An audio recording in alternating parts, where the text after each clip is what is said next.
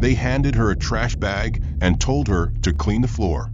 No uniform, no explanation, just the assumption that a black woman standing alone in the aisle of a luxury international flight must have been there to serve. She wore an ivory suit, crisp and tailored, her posture elegant and unbothered. Until that moment. Until the crew members' eyes settled on her like she was an inconvenience. Until the laughter from nearby seats confirmed it wasn't a mistake. It was a message. And it didn't stop there. What followed was a descent into humiliation, so systematic, so precise, it seemed rehearsed. Seat stripped, belongings kicked, silence weaponized, and all of it unfolding 35,000 feet in the air, with no one willing to stand beside her. But what they didn't know, what they couldn't imagine, was who they had just tried to erase. This is not just a story about prejudice. It's about identity buried and reborn, about power hidden in plain sight, and about the moment the world found out just how wrong it had been. Like, subscribe, comment below. What would you have done if you had been there? Where are you watching from? Let's talk about silence, justice, and what it cost to be seen. The private terminal shimmered under desert sunlight, polished glass and metal catching the late afternoon glare, as if to flaunt its separation from the crowded chaos of standard terminals. Clarice stood near the velvet rope of Gate A, boarding pass clutched gently in one hand, the other resting on the handle of a designer carry-on. Her appearance was crisp, pressed ivory suit, camel-toned heels, a silk blouse knotted at the collar. Nothing garish, just poised. She had flown Skylance transatlantic dozens of times, always choosing their first-class experience for the silence, the privacy, and the smoothness of it all. This trip, though, was heavier. Not in luggage, but in weight, an unspoken fatigue from the last 18 months. Hospitals, power struggles, meetings where her voice had to fight for space even when she owned the table. This flight wasn't leisure. It was a threshold. As boarding began, Clarice moved toward the priority line, watching as the woman ahead of her was waved through with ease. When it was her turn, the gate agent glanced at her boarding pass, then at her face, then back again, slower. A pause. A tight smile that felt like a question. Clarice waited for the scanner beep. Instead, he motioned for her to hold a moment and leaned to murmur something into his headset. She didn't hear the words, only the tone, uncertain, measuring. Then, the beep finally came. The agent waved her through with a flick, not a gesture, and she stepped into the jet bridge with a hollow hum of overhead vents swallowing the sound of her heels. The aircraft cabin was elegant, cream and pewter tones, ambient lighting casting a golden hue over the leather and brushed steel. Clarice located her seat, 2A, and began placing her bag in the overhead bin when a voice from behind startled her. A young male attendant, no older than 25, stepped into her path holding a clear trash bag. He looked directly at her. His voice was polite, controlled. "There's a spill near the back alley. Could you clean it up?" Clarice froze. Her first instinct was confusion. She thought he might be speaking to someone behind her, but no one stood nearby. He extended the bag again, his face neutral but pointed. She blinked, slowly. "I'm a passenger." He tilted his head, eyes trailing her outfit like he was searching for a name tag or apron. Instead of apologizing, he retracted the trash bag with a nod that read more inconvenience than acknowledgement and turned away, disappearing into the service corridor. Clarice turned back to her seat, her hands suddenly heavier, the handle of her bag too cold.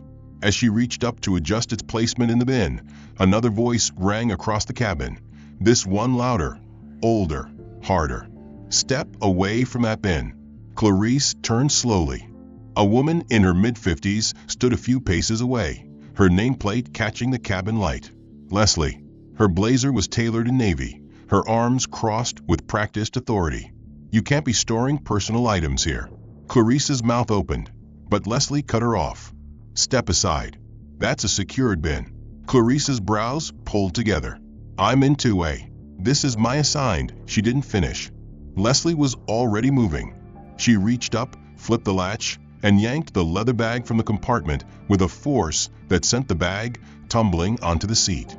The flap opened, spilling Clarice's neatly organized contents: a journal, a makeup compact, a silk pouch of pens, a small framed photo of her sister.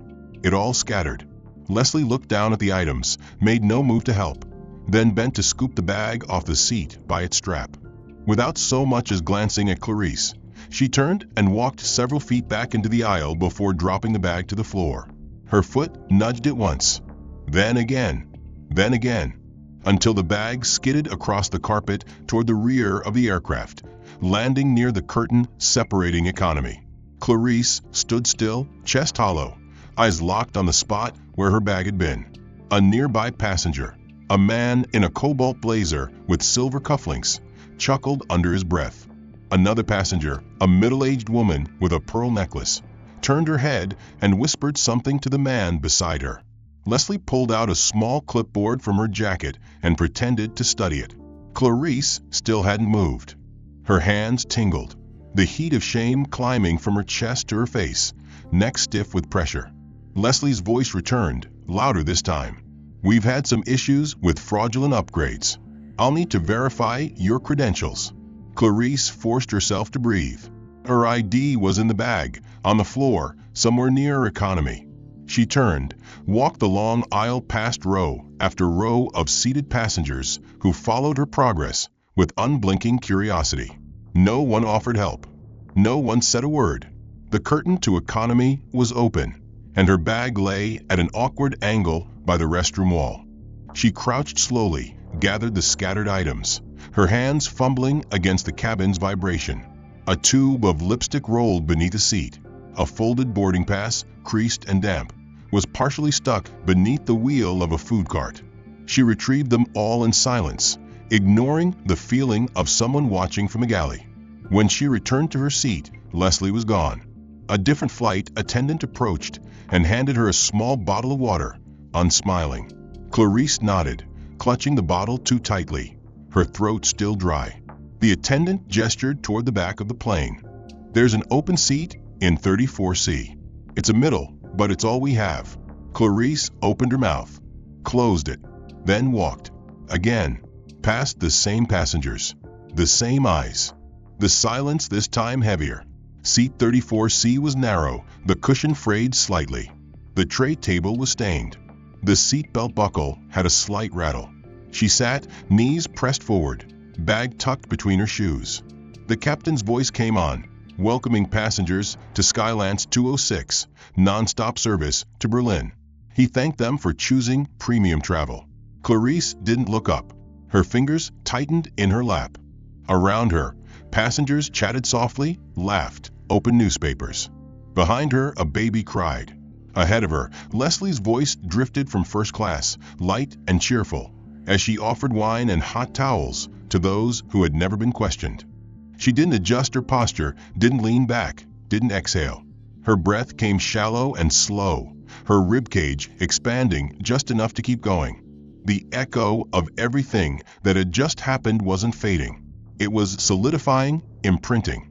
The bag at her feet still smelled faintly of perfume, the scent of crushed cosmetics mixing with the raw shame that clung to her skin like a second layer.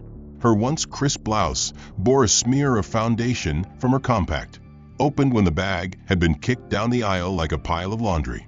Her sleeves were rumpled now, creased in places they never used to be, the ivory fabric losing its dignity with every second spent in this cramped, foul-smelling corner of the aircraft.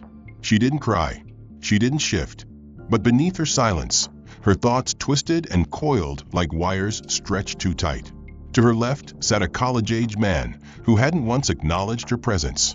He wore headphones and kept chewing on a wad of gum with the kind of detached rhythm only youth and privilege could afford.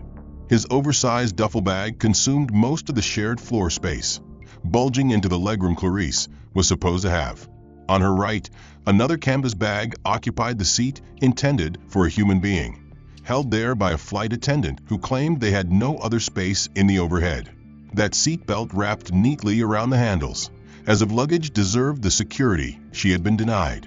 Clarice's knees touched both sides of her assigned area. Her elbows sat suspended, unable to rest. The armrests were sticky.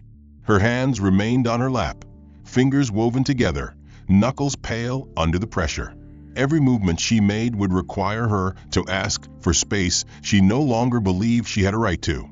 The scent of jet fuel mixed with something sour near the rear lavatory, just a few feet from her seat.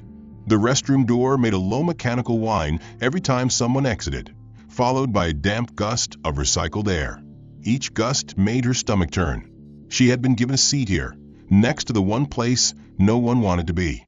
The place passengers avoided during boarding.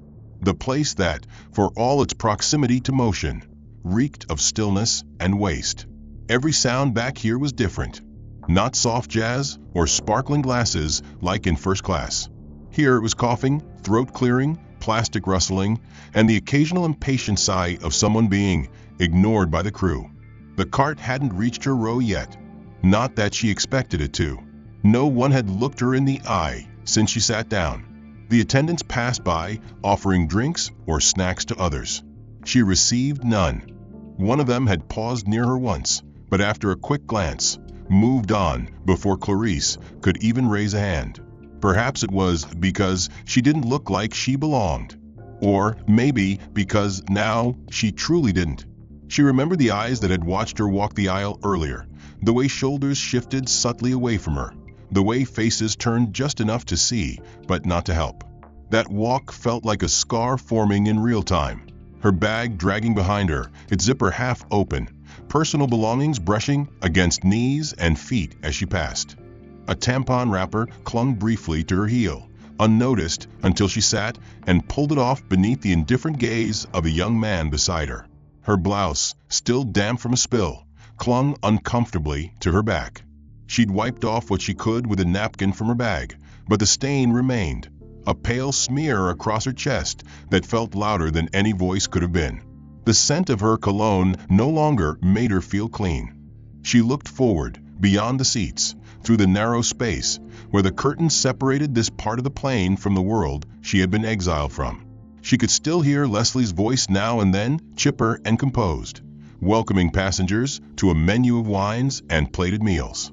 Clarice had memorized the menu days in advance, excited to try the seared halibut and truffle risotto. She had selected her meal ahead of time. Now, she would be lucky to get a dry sandwich if any food remained. Someone bumped into her shoulder. A child, walking back from the restroom, had swung too wide. He looked up, curious, then asked loudly why that woman looked sad and messy. His mother hushed him. Clarice heard her say quietly something about bad planning, missing her upgrade, not being ready. Then they were gone, and the words stayed behind, stuck to her ribs. Not being ready, as if she had caused this, as if her presence had been a mistake that needed correcting. The man with the duffel bag yawned and leaned back, his seat pressed into Clarice's knees. She didn't flinch. Pain bloomed in her legs, dull and insistent, but she welcomed it. At least it felt real, something tangible to hold on to. Her phone buzzed in her bag. A message, no doubt from her assistant, checking on the flight. She didn't reach for it. She didn't want to explain. Not yet. Not while the image of herself stooping to collect crushed powder and scattered breath mints still lived fresh in her mind. The captain made an announcement. Some turbulence ahead. Seatbelt signs illuminated. The cabin dimmed slightly. A flicker of motion caught her eye, a shadow from the curtain ahead. Leslie peered through for a second, her gaze sweeping the rows like a general inspecting troops. Her eyes didn't land on Clarice. Or maybe they did, but she chose not to register her. Either way, she vanished again. Clarice wanted to believe it didn't matter, that she had long since trained herself to ignore these small cruelties. But they weren't small anymore. But inside the cabin, the lights had dimmed to a soft amber meant to simulate dusk, a manufactured peace that failed to reach her. She hadn't moved in over an hour, not out of fatigue, but because she feared that any motion might draw more attention, trigger another moment of scrutiny, another sting of judgment from those who had already written her off as out of place. Her blouse still bore the faded stain, her scalp itched from the dry, recycled air, and her neck ached from the rigid posture she had adopted since being relocated. She had not been offered any comfort, not even a glance of kindness. There had been no gesture of apology, no acknowledgement of the mistake made in first class, no indication that anyone considered her treatment unusual. She was simply there now, in economy, placed and ignored like a forgotten item. The food cart was slowly making its second pass through the cabin, the rattle of its wheels cutting through the subdued hush of murmuring passengers and soft clinks of ice cubes in plastic cups. The air had grown cooler, sharp against Clarice's arms, goosebumps rising beneath the wrinkled fabric of her sleeves. She shivered once, arms wrapping loosely around her midsection, the movement barely noticeable except for the rustle of her blouse. The attendant, a tall, narrow-faced man with thinning blonde hair and a practiced smile that barely moved his eyes, paused 2 rows ahead of her, his voice warm as he offered drinks to the couple in business attire. They laughed as they accepted flutes of sparkling champagne, the bubbles catching the overhead light in playful bursts. The attendant leaned in, engaging, suggesting a pairing from the menu, his voice low and elegant. Clarice watched the exchange in silence, her eyes heavy, her heart slow and distant. When the cart reached her row, he did not speak.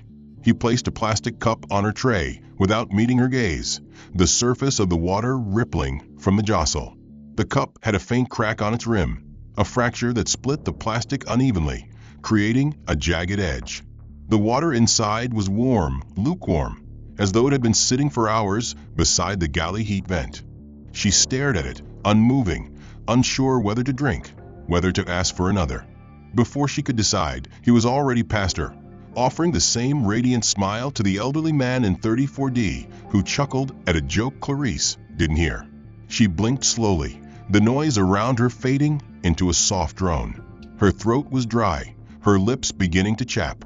She lifted the cup, turned it slightly to avoid the crack, and took a cautious sip. The water tasted stale, like plastic and metal and something she couldn't name. She set it down, hands returning to her lap. The cold returned with a vengeance. Her arms prickled again. She tried to adjust her posture to generate warmth, but it was no use. The ventilation above her seat had been stuck partially open, blowing a steady stream of chilled air directly down onto her. She waited a moment longer, hoping it would stop. It didn't. She leaned forward slightly, hesitant, raised her hand as another crew member passed. This one was younger, with broad shoulders and a square jaw, his navy uniform neatly pressed and pinned with a gold name tag that read Everett. He paused as she spoke softly, asking if she might have a blanket. He didn't respond at first, only stared at her as if deciding whether the request warranted effort. Finally, with an audible sigh that deflated his shoulders, he nodded once and walked away without a word. She exhaled slowly, unsure whether he would return. Minutes passed. The air seemed colder now, each gust from the vent like a needle prick on her skin. She folded her arms tighter, hands pressing into her sides, head slightly bowed. A few seats away, a baby stirred, its mother rocking it gently with a hum. Laughter erupted from several rows ahead, perhaps a joke from a film playing on one of the seatback monitors. The atmosphere elsewhere was relaxed, almost joyful. In her row, silence reigned. When Everett returned, he did not speak. He did not smile. He did not offer the blanket with care. He tossed it. The bundle landed in her lap with a limp thud, a sag of worn fabric in faded blue that sagged under its own weight. She looked down, hesitated, then slowly unfolded it. The surface was pilled, the corners frayed, and in one spot near the edge was a pinkish smudge that looked suspiciously like lipstick. A faint musky scent rose from it, not unpleasant in itself, but unmistakably used, and unmistakably not cleaned. Clarice blinked, the warmth she had hoped for replaced with a slow, crawling discomfort that crept into her chest and lodged there like a stone. She wrapped the blanket around her shoulders anyway, folding it carefully to avoid the stained section. Everett had already moved on. He didn't look back. She stared ahead, breathing slowly, trying to keep the edges of her world from crumbling. It wasn't about the water. It wasn't about the blanket. It was about the deliberate withdrawal of basic courtesies, the accumulation of slights, each one small enough to be dismissed by those who chose not to see. Across the aisle, a woman in a rose-colored cardigan whispered to her companion, glancing in Clarice's direction. The man shrugged, then laughed softly. Clarice didn't hear the words, but she understood their meaning. She had been reduced, in their eyes, to a disruption of the visual harmony they expected in a cabin like this. An anomaly out of place, someone to be pitted or judged or ignored. She was not angry. Anger required energy she no longer had. She was not indignant. Indignation suggested she believed justice would follow. No, Clarice was quiet, still, her presence shrinking with every heartbeat as she folded further into the shadow that the cabin seemed determined to cast over her. The drink cart disappeared. The lights dimmed further. The captain's voice returned, announcing that they were cruising at altitude and that meal service would begin shortly in first class. Clarice's stomach ached faintly, not with hunger, but with a hollow tension that pulled at her spine and coiled in her gut. She had eaten nothing. She expected nothing. She heard Leslie's voice again, cheerful, announcing selections of grilled sea bass and wild rice pilaf. She wondered which wine they had paired with it, though the thought quickly withered. She shifted in her seat, trying to make the blanket cover both arms and shoulders, but it was too short, and the smell grew stronger the closer it got to her face. She pressed her lips together, refusing to react. Beside her, the man with the duffel bag had fallen asleep, his head tilted back, mouth slightly open. His bag still blocked most of the shared space. Clarice tried not to breathe too deeply. She turned her head slightly, resting her temple against the cold window wall, eyes closing not in rest, but in defense. Her body was motionless, but her senses felt hypersensitive, raw, like every breath and whisper around her was a blade meant for her skin. Time had folded into itself, minutes passed, maybe hours, but she had no interest in keeping track. She no longer reached for her phone or her book, which lay half-covered at her feet beside her bag, untouched since she had taken the seat. She didn't eat, didn't sleep, didn't speak. She simply sat there, pressed into the hard contours of a seat that seemed to narrow with every passing second. The used blanket clung to her shoulders like a shroud, the ghost of other passengers' scents rising to her nose each time she moved. Clarice hadn't thought it possible to shrink more than she already had, but each moment in this space taught her otherwise. The act of being ignored had slowly turned into an active process of being erased, a stripping down of presence so profound she began to wonder if she would be here at all when the plane touched down. Around her, life continued.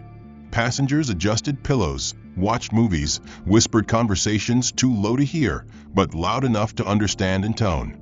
The people across the aisle had changed seats. A young mother now sat 2 rows ahead of her with a small boy curled against her side. The boy was restless, his head popping up above the seat, eyes roaming with the boundless curiosity only children possessed. His gaze landed on Clarice and lingered. He whispered something to his mother, who gave a quiet reply without turning around. The child's voice rose just enough in volume to slice through Clarice's fog. "Is that one of the cleaning ladies?" Clarice's breath caught in her throat. She heard the words clearly.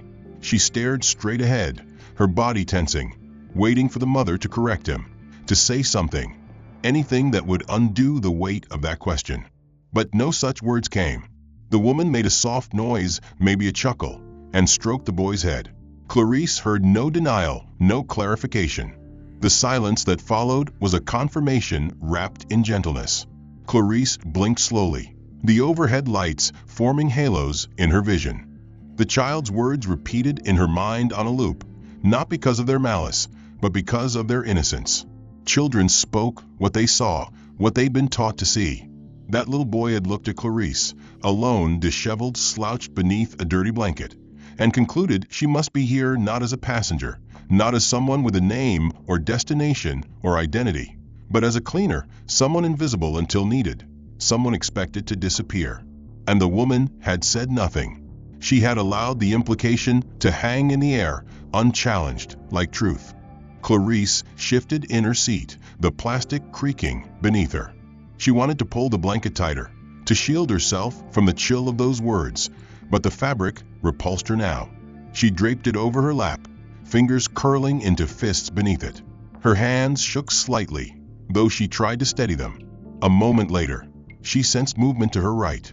A woman in a beige sweater and designer scarf leaned forward from the seat across the aisle. She was older, with a soft voice and a rehearsed smile that didn't quite touch her eyes. She looked directly at Clarice and leaned in slightly, speaking in a hushed tone as if she were sharing something confidential. "Are you lost, dear?" Clarice turned toward her slowly, blinking once, uncertain how to respond. The woman didn't wait for an answer. She continued, her voice even softer now, kind but firm. "This is a transatlantic flight. Sometimes people get on the wrong plane. Happens more than you think." Clarice's lips parted, but no words came. The woman smiled again, reassuring, like she was offering help rather than humiliation. "Would you like me to call an attendant to check your boarding pass?" Clarice shook her head, almost imperceptibly, her jaw clenched so tightly her teeth ached. The woman tilted her head in that way some people do when they're pretending to be gentle, but are really saying they don't believe you, that your very presence must be a mistake. "Well, if you're sure. I just thought, well, you're not dressed like the other passengers." Clarice turned her face away, back toward the seat in front of her, and stared at the bolt holding the tray table hinge in place. Her cheeks burned, but her skin remained cold. Not dressed like the other passengers. The phrase sat in her mind, sharp and poisonous. She wore a suit that had cost more than that woman's entire ensemble, but it no longer mattered. The stains, the creases, the way she had been marched from first class like an intruder, all of it had stripped her down in the eyes of those around her. She could have worn diamonds and still been seen as less. No one had witnessed her credentials. No one had seen her original seat assignment. No one had heard the way Leslie had accused her, the tone thick with suspicion, the dismissal of her explanation. And even if they had, it wouldn't have changed much. The assumption had already been made. She didn't belong. She didn't fit. And people like her who didn't fit were easier to ignore, easier to categorize, easier to push aside. She sat there, silent, her posture rigid, but her spirit sagging. Her mind drifted back to her childhood, to moments where teachers had asked her if she was in the right classroom, where clerks had followed her through boutiques, where colleagues had assumed she was an assistant even as she signed their paychecks. Those moments had accumulated over a lifetime, carefully folded into her psyche, cataloged and locked away. But here, thousands of feet above ground, in a flying capsule of hierarchy and etiquette, those memories unspooled one by one, reanimating inside her with venomous precision. The captain's voice returned, announcing that the flight was making excellent time, with favorable tailwinds expected to carry them into Berlin nearly 40 minutes early. The cabin lights dimmed once more, this time to simulate sleep. People adjusted their seats, pulled blankets higher, turned screens off. Clarice remained still. The woman across the aisle had already forgotten her, now immersed in a paperback novel. The child a few rows ahead had fallen asleep on his mother's lap, the question he asked now buried under dreams. Clarice sat in that dim light, her thoughts louder than ever. She didn't weep. She didn't scream. She didn't reach out to anyone. But inside her chest, a storm built slowly, thunderclouds of memory and insult gathering above a life of forced composure. The blanket sat in her lap like a badge of exile. The cracked cup remained on her tray, untouched. She had asked for nothing since that brief exchange with Everett. She would ask for nothing again, not because she didn't need anything, but because she had remembered something crucial. There was no comfort available to her in this space. No kindness that wasn't wrapped in suspicion. No help that wouldn't come with a cost. She had entered this flight expecting peace, routine, and maybe even the quiet luxury of stillness. Instead, she had been served humiliation dressed as oversight, cruelty wrapped in politeness, and now, the brutal clarity of how invisible a person could become even while surrounded by hundreds of others. The cabin was silent now, or as close to silent as it ever would be. the kind of manufactured calm that followed meal service and pre-sleep rituals, punctuated only by the occasional cough, the low click of a seatbelt being fastened, or the mechanical hum of the engines beyond the fuselage. It was a kind of silence that only passengers in first class found restful, while those in the rear measured every sound like a reminder of where they sat. Clarice kept her head turned toward the cold outer wall, eyes closed not in sleep, but in strategic avoidance. She could still feel the stare of the woman who had suggested she might be on the wrong flight. That voice still echoed in her memory, mingling now with the child's innocent question about cleaning staff, combining into a harmony of humiliation. Her mind was too weary to chase the thoughts anymore, too battered from the cascading microaggressions that had followed her like shadows since the moment she stepped on board. She remained in the narrow confines of her seat, but inside, something old and familiar began to shift, not loudly, not angrily, but like the slow emergence of land from deep water. She wasn't yet ready to fight. She wasn't even thinking about resistance. But she was no longer sinking. Something beneath her sorrow had begun to settle, something that wanted to remember. The memory of who she was had not disappeared, but it was buried, muffled under the weight of accumulated insult. That truth now stirred. It did not shine. It pulsed. The seatbelt sign pinged again, breaking her trance. Clarice opened her eyes. Her lips were dry, her mouth tasting of metal and silence. She reached for her water, but found the cup had tipped over sometime during the last hour, its contents soaked into the tray table's hinge, and now drying in a pale ring. She made no move to clean it. The dampness didn't bother her anymore. She exhaled slowly, measuring her breath like a tired swimmer at sea. She didn't know why she stood. The instinct arrived unannounced. Maybe it was the need to move, to breathe in a space that wasn't dripping with judgment. She rose carefully, knees stiff, fingers curling around the aisle seat's headrest for balance. She felt her calves cramp as she stepped into the narrow corridor, her feet finding their rhythm cautiously. She walked not forward, not back, but toward the galley just beyond the rear lavatories. There, partially obscured by the half-pulled curtain, the sound of muffled laughter filtered through. She paused near the corner, unseen but within earshot. The light was brighter here, fluorescent against the chrome surfaces of storage drawers and beverage carts. She heard the ice clink before the voices became clear. Leslie's voice, unmistakable in its casual condescension, rang through with the smug confidence of someone who knew they were among allies. Her laugh was sharp, unfiltered, the kind of laugh that didn't care who heard it, because it never occurred to her that someone might be listening who wasn't meant to. You ever notice how the cabin smells different after boarding certain people?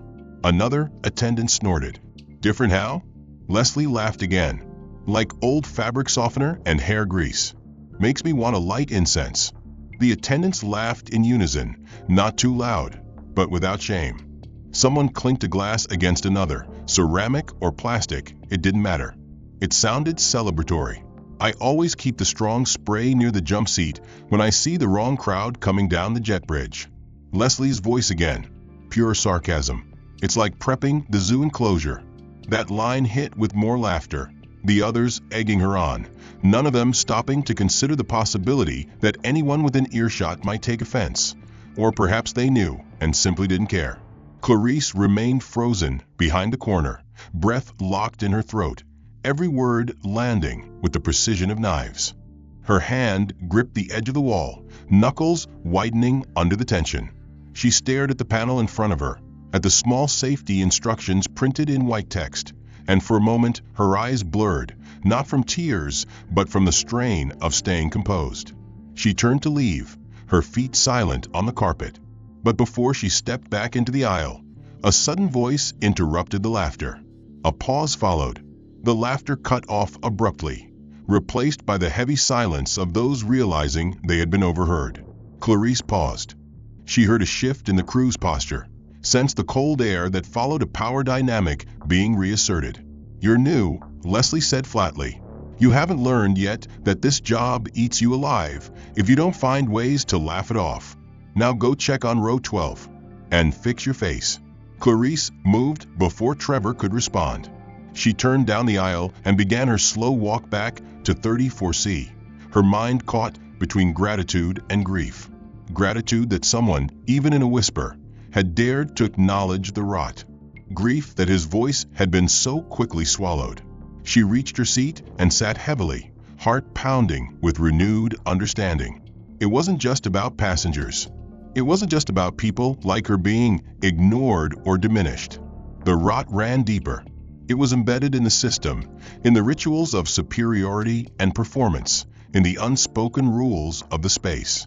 And even those who wished to speak against it were silenced, absorbed back into the machine before they could resist. Clarice stared ahead. She felt no vindication, only clarity. For the remainder of the flight, she made no further requests. She wrapped herself tighter in silence and watched the ceiling panel above her, reading and rereading the emergency instructions written in cold, indifferent font. Her skin still crawled from the words she had heard. The laughter rang louder than the engines. The word zoo refused to leave her ears. Every phrase that had been uttered in that galley now lived inside her chest like embers, burning quietly beneath her ribs. The rest of the passengers slept or watched movies. No one spoke to her. The lights dimmed again, and the cabin descended into the artificial night crafted by aviation schedules and windowless flight paths. But Clarice remained awake, the taste of institutional decay thick in her throat. Around her, the cabin hummed its sterile lullaby of engine vibration and plastic clicks, interrupted now and then by coughing or the lazy shuffle of passengers adjusting their seats. The aircraft floated through black skies over the Atlantic, time stretched like taffy, each minute aching longer than the last. Clarice's mind was both exhausted and sharp, her thoughts loud and jagged against the silence she had kept since the beginning of this journey.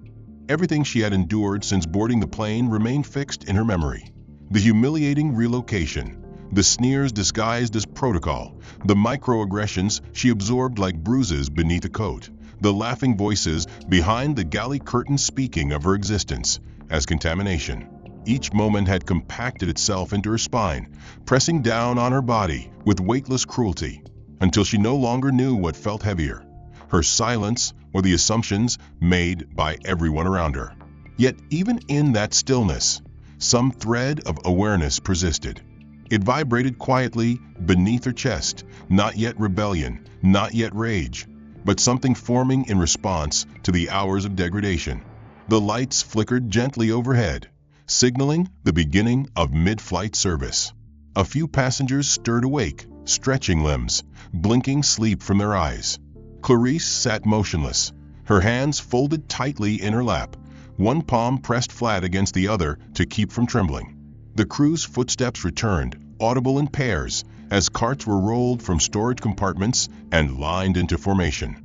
The rustle of packaging and soft clatter of utensils began again. First class was receiving its second meal.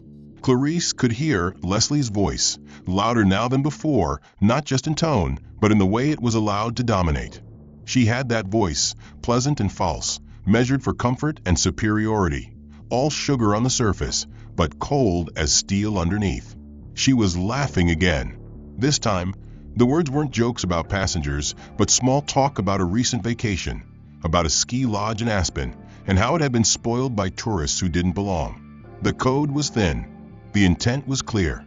Clarice tuned her out. She stared at the tray table ahead of her, at the dry circle where her cup had tipped, at the crumbs from someone else's meal that had gathered in the grooves.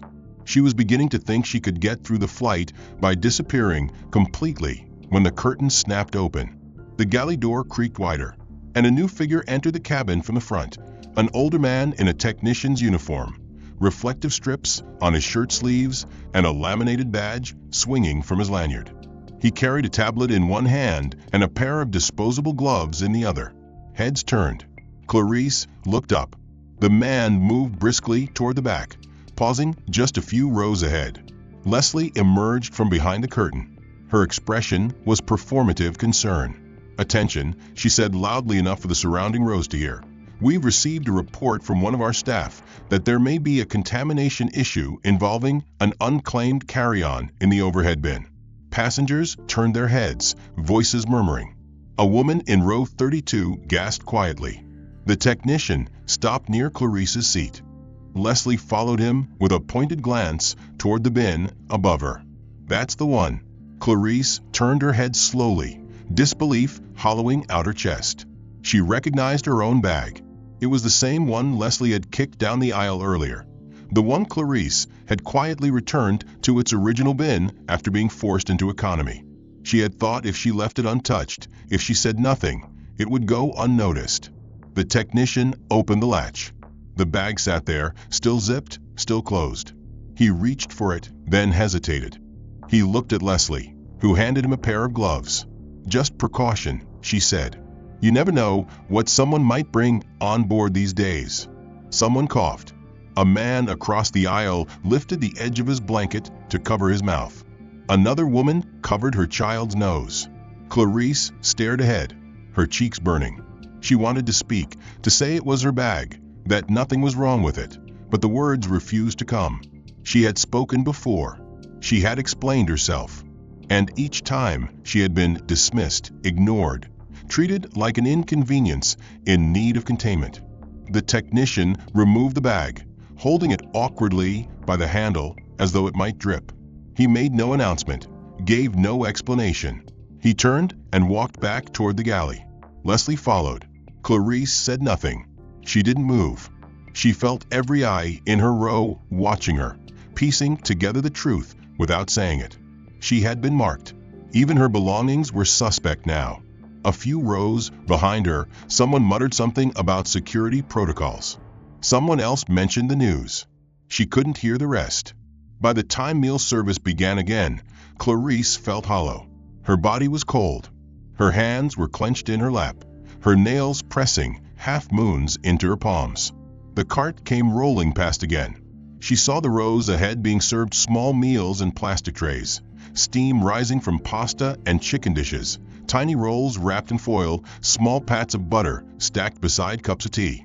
When the cart reached her row, it slowed but did not stop.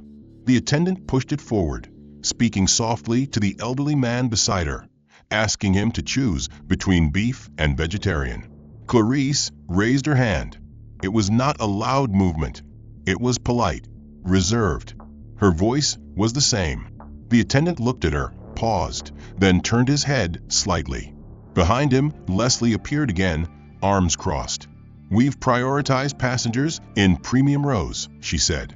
"Meals are limited." Leslie didn't wait for a response. She turned and vanished. The cart rolled on. Clarice's hand fell slowly to her lap. No one in her row spoke. No one offered to share. She heard the man beside her unfold his tray. She smelled garlic and tomato sauce. Her stomach ached but remained silent. She sat there as the sounds of utensils and wrappers filled the cabin, as people sipped and chewed and enjoyed the basic dignity of being acknowledged. She had been stripped of that too. The lights began to shift from night mode to a gentle amber, casting soft lines across the bruised interior of the economy cabin. People began to stretch, lift eye masks, yawn behind hands, and reach for their seatback pockets, as the subtle signs of descent were communicated silently through changes in air pressure and lighting tone. Clarice sat upright, still wrapped in a scratchy, used blanket, her shoulders now aching from hours of stillness. Her bag had not been returned. No one had apologized. No meal had been offered. And the echo of Leslie's declaration about contamination still lingered in her ears, gnawing at the edges of her dignity. She had said nothing, not because she didn't know how, but because she understood the futility of speaking to a machine that ran on cruelty disguised as policy. Every time she had tried to assert herself, she had been corrected, ignored, punished. She had become an invisible fixture in her own seat, a body without identity, a name stripped of power. But as the plane moved closer to its destination, a soft vibration stirred against her wrist. Her smartwatch had remained silent throughout the flight, the plane's inconsistent Wi-Fi having rendered it practically useless. But now, as the aircraft transitioned into communication range, the screen lit up with a fresh notification, delayed, but arriving nonetheless. Clarice tilted her wrist slightly to read it, eyes narrowed, blinking slowly. The message was brief, precise, written in the sterile language of high-stakes scheduling. Reminder: keynote address, Berlin Equity Leadership Summit. Arrival ETA, 7:45 a.m. Car waiting at Terminal C. She stared at the screen for several seconds. A wave of silence passed through her, not the silence of repression, not the forced quiet of someone trying to disappear, but the silence of something ancient and thunderous stirring beneath the surface of her calm. She had forgotten this moment was coming, forgotten the role she was meant to step into immediately after disembarking.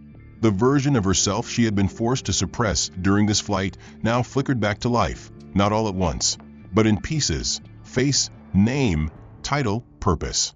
She was not a bystander to these hours of humiliation.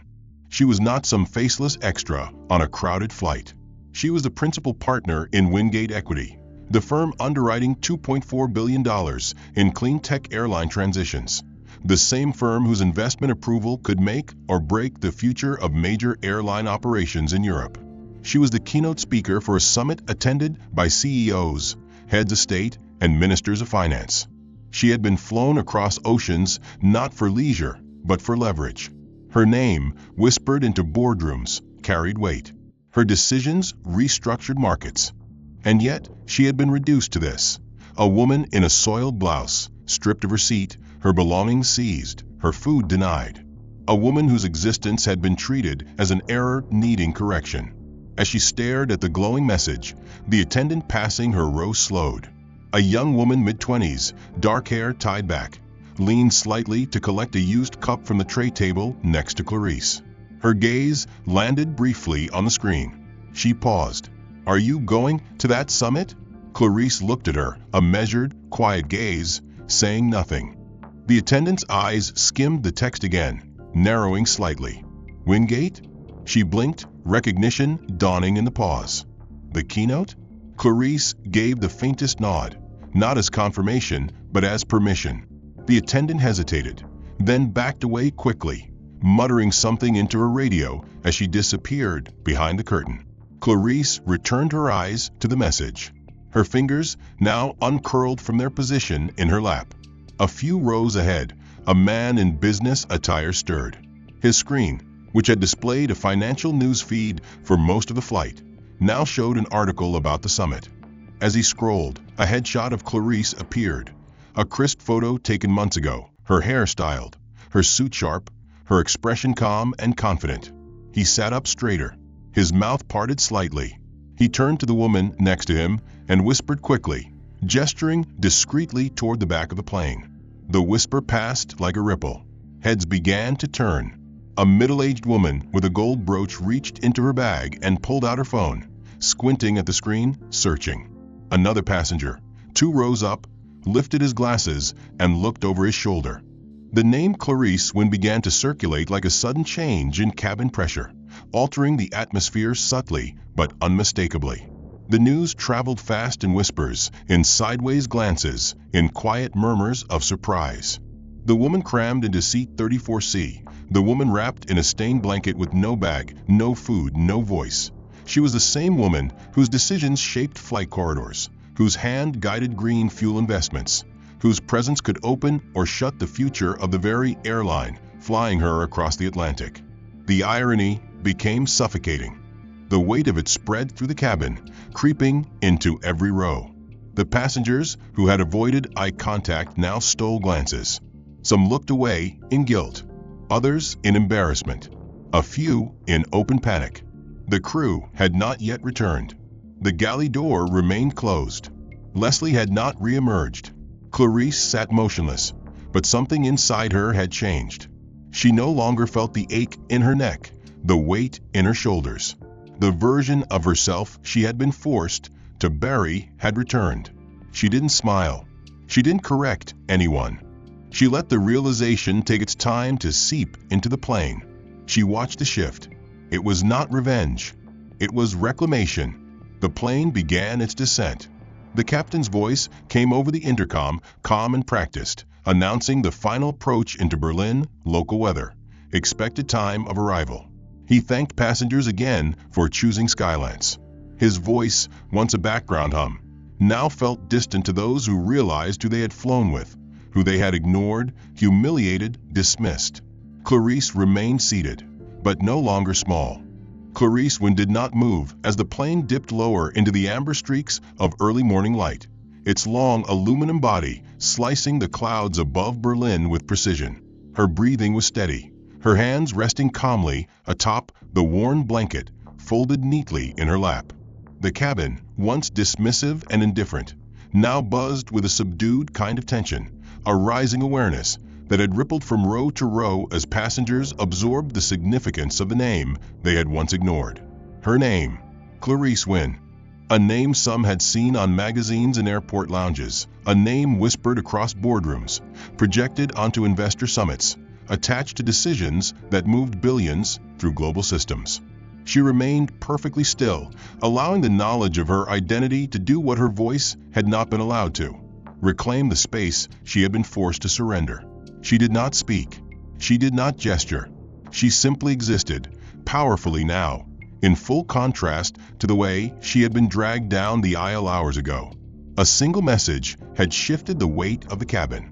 At the front of the aircraft, beyond the curtain shielding business class from the view of economy, the intercom crackled momentarily, then fell silent again.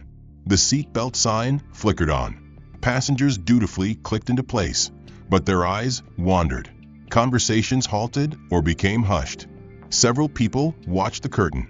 Others tilted their heads as if anticipating a change. They were right to expect it.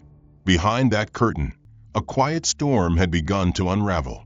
Inside the cockpit, the captain sat rigid in his seat, a middle-aged man with silver at his temples and a reputation built on calm professionalism. He had received the notification only moments earlier, delivered through the satellite dispatch channel reserved for sensitive personnel alerts. He had not known that Clarice Wynn was aboard his aircraft. Her name had not been marked in any of the visible digital manifests. There was, however, a confidential VIP registry accessible only through secure override, something Skylance reserved for high-profile stakeholders and security-sensitive figures. He had been instructed to verify immediately and to act without delay. The voice on the other end of the encrypted call was a Skylance executive vice president, terse and unwavering. The order was simple: find Clarice Wynn. Ensure her comfort is restored. Document everything. The captain didn't waste time. He turned to the first officer, murmured instructions, then summoned the chief crew officer. Moments later, Leslie was called to the cockpit. She arrived with confident strides, her posture unbothered, assuming this had something to do with scheduling, turbulence, or perhaps an unruly passenger complaint. Her expression remained composed until she saw the captain's face, pale, tense, unreadable. He didn't speak immediately. He glanced once at the door behind her to ensure it had closed. "We've received a call," he said, voice clipped. "MS. Clarice Wynn is on this flight. She's seated in economy. She's listed under internal corporate clearance as a Tier 1 equity stakeholder. She's here under full travel courtesy." His tone was surgical, precise. Leslie's expression shifted gradually, the first crack appearing in the smooth surface of her confidence. She blinked, her mind grasping for some kind of cover, some version of events she could manipulate. But the captain was not done. "You removed her from first class. There's video footage of her being relocated. There's a complaint already entered from a staff trainee regarding discriminatory commentary. We are being monitored. The executive line is still active. I'm under direct instruction. This is no longer discretionary." Leslie's mouth opened, then closed. She took a step back.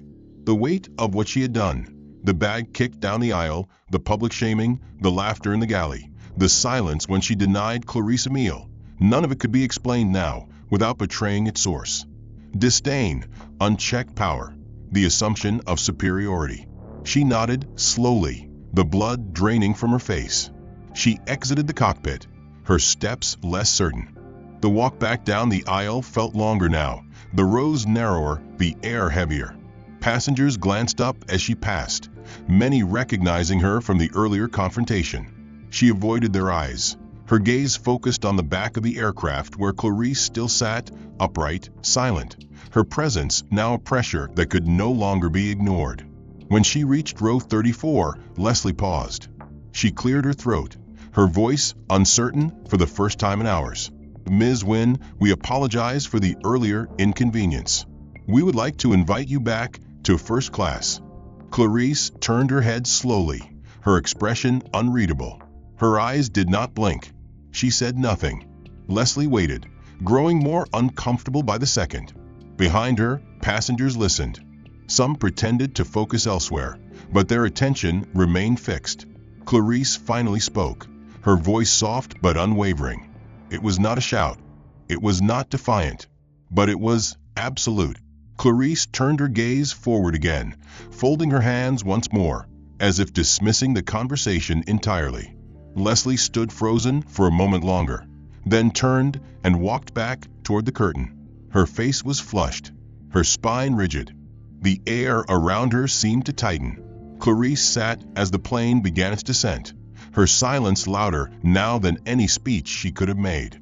She had chosen not to return to the space she had been denied, not because it was no longer hers, but because its invitation, delivered now in desperation and damage control, was meaningless. The dignity they had stripped from her in front of witnesses could not be returned with a last-minute seat upgrade. What had been broken would remain broken, documented, remembered. The rest of the passengers now sat in palpable discomfort, their faces turned forward, their hands still. No one spoke to her. No one dared. Even the man who had whispered her name earlier kept his eyes low, ashamed of his curiosity, perhaps, or of the fact that he had not said more when it mattered. Clarice didn't need their words. Her power had already reshaped the plane. As the wheels touched down in Berlin, the sun bathed the runway in golden light. The aircraft rolled gently to a stop, and the usual sound of unbuckling belts and shifting limbs filled the cabin. But Clarice remained seated. She waited. From the front, a member of ground security approached quietly and stood beside her row. "Ms. Wynne, your driver is ready on the tarmac. May I escort you?" She stood. The passengers parted without command. The aisle, once the scene of her shame, now cleared. She walked past the rows in silence, not looking left or right. She did not gloat. She did not speak. She moved with quiet authority, her posture erect, her expression unreadable. At the curtain, she paused only once, glanced at the business class cabin, and then continued forward, stepping off the aircraft and into the waiting world that still knew her name. Beyond the glass of the terminal's private entrance, reporters gathered in anticipation of the International Equity Forum's opening moments, unaware that the keynote speaker had arrived not from a place of comfort or ceremony, but from the back of a plane where she had been treated as less than a guest, less than a client, less than human. She moved without hesitation, her face serene, but beneath that calm exterior surged a current of resolve, sharp and cutting, powered not by anger, but by truth. Behind her, the aircraft's doors had fully opened, and passengers began their slow procession onto the jet bridge. The line, once filled with whispers and glances of superiority, now held something else: shame, uncertainty, unease. In the crowd, the man who had mocked Clarice with a raised brow when she'd been accused of boarding fraud tried to keep his head low. He had not spoken against her, but he had laughed, and others had seen it. Near him, the woman who had asked if Clarice was on the wrong flight looked pale, her phone clutched tightly in her palm as she exited with quickened steps. They didn't know what would greet them on the other side, but they felt the shift, the recalibration that began the moment Clarice's name became known. It wasn't just discomfort, they had been observed, and they were no longer protected by anonymity. Airport security waited just beyond the exit corridor, a quiet line of uniformed staff stationed beside plainclothes officers who carried clipboards and electronic devices. One by one, certain passengers were pulled aside with soft but firm directives. The woman with the rose-colored scarf was among the first. She had been visible in multiple seatback camera angles, glancing and whispering during Clarice's forced relocation. She was escorted to the side, her protest half-formed, cut short by a gesture toward the terminal's holding lounge. Others followed.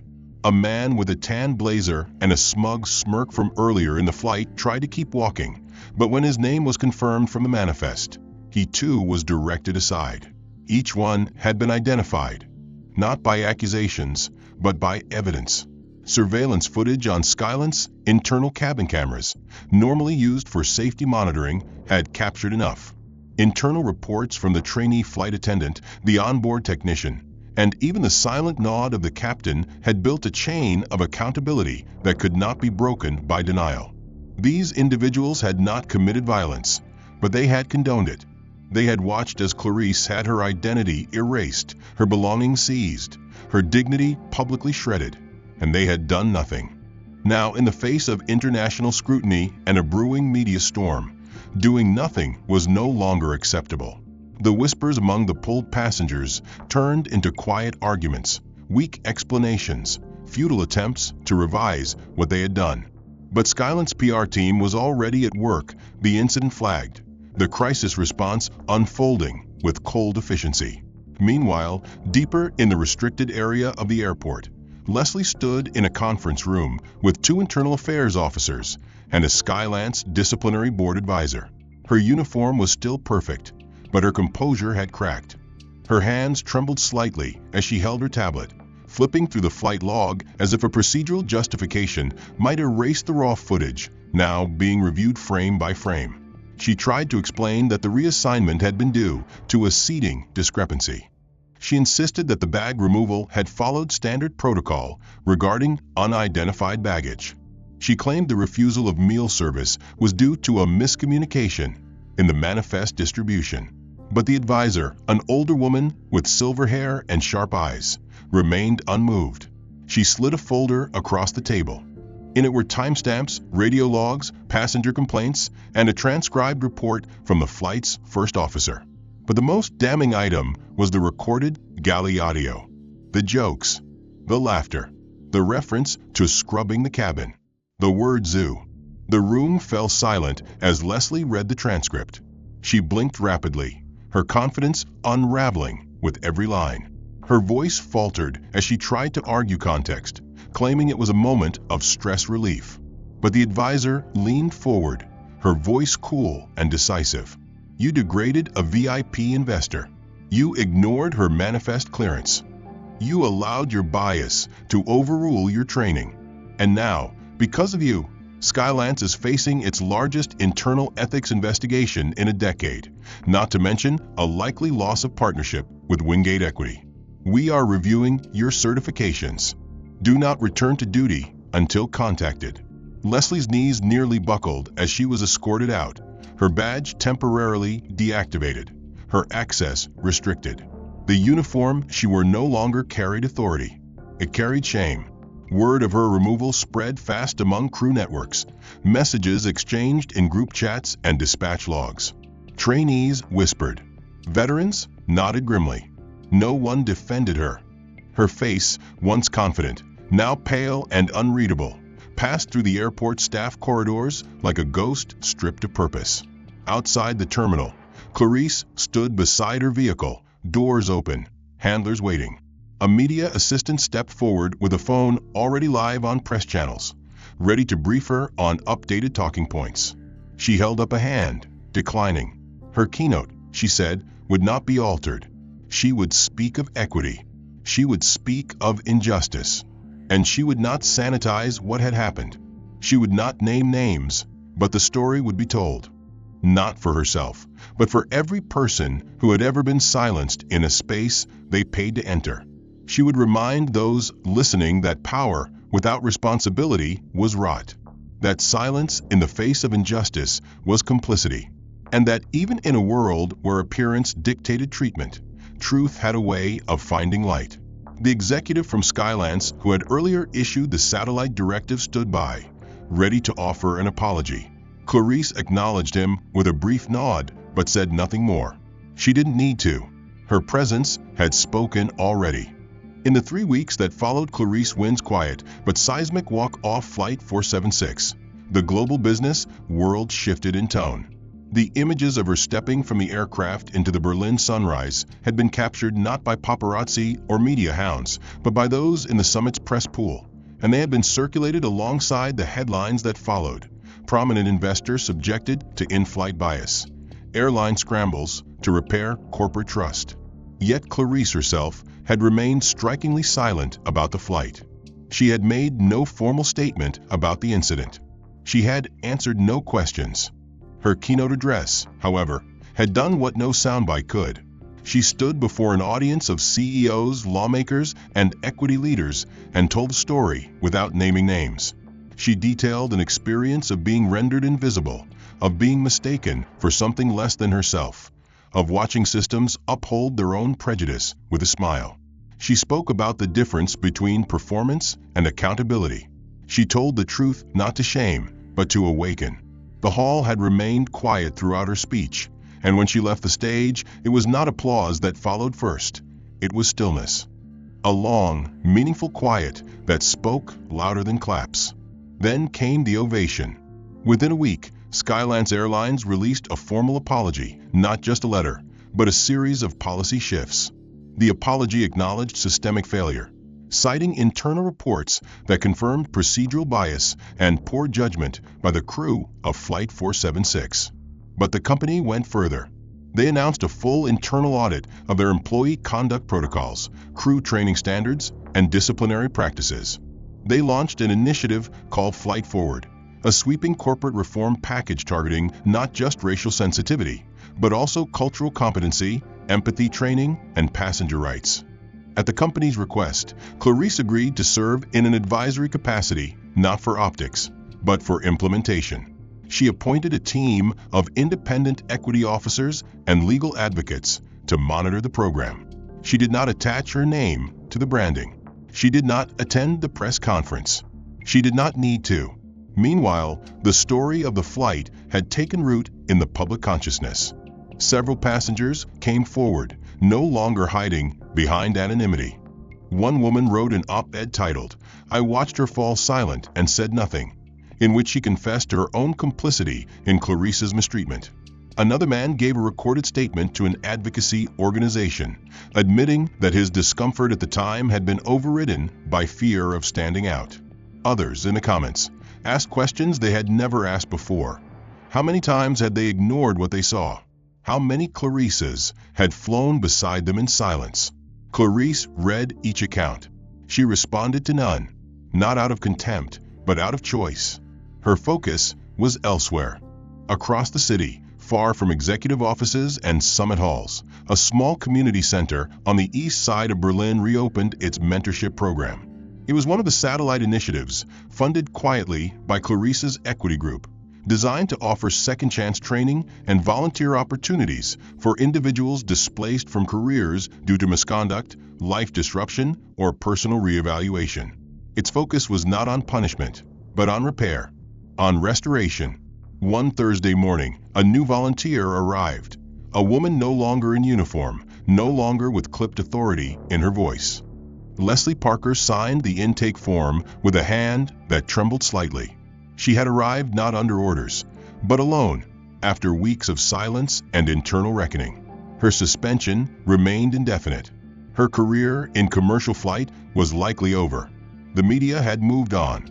The flight had become yesterday's news. But she had not. She came not to absolve herself, but to listen, to learn. She unpacked food boxes. She helped clean shelves. She sat quietly during morning circle when former inmates and displaced workers told their stories. She didn't interrupt. She didn't insert herself. She simply stayed. What she did not know, what she would never be told, was that the center she now served had once been founded by a donation from Clarice Wynn's family trust. That the funding had kept the doors open through years of economic strain. That the books on the shelf had been chosen by Clarice's own hand. Leslie never asked, and Clarice never revealed it. On a quiet morning in the center's shared kitchen, Leslie ran her hand over the spine of a book on leadership and resilience and found herself staring at the dedication. For those who learn too late and still choose to begin. She did not cry. She did not run. She closed the book gently and returned to unpacking fruit.